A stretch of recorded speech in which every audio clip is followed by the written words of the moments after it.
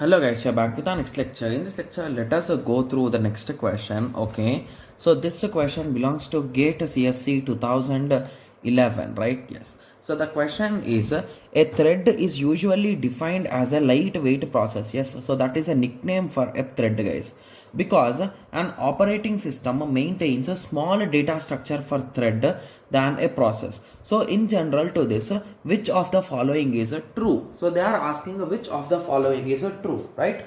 Yes. So now let us go through the options. So option A says that on per thread basics, the operating system maintains only CPU register state.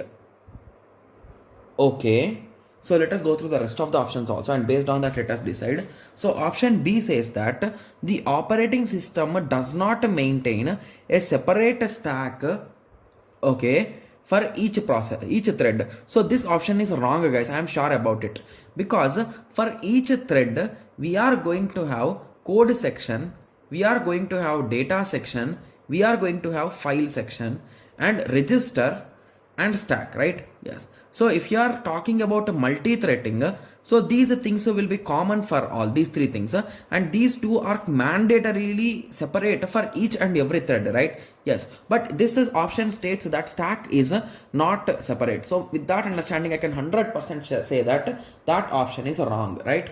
Yes. So moving on to option C. Option C says that on per thread basis, the operating system does not maintain virtual memory state.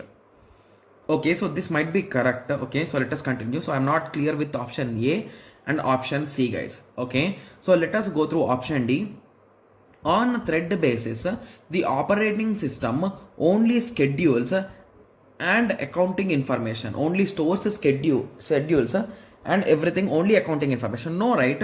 It is maintaining this much information. Then why are everyone is saying that only it is going to take care about scheduling and accounting information? No, right? Yes. So now coming on to option A. On per thread basis, the operating system maintains only, okay, only CPU register state. Okay.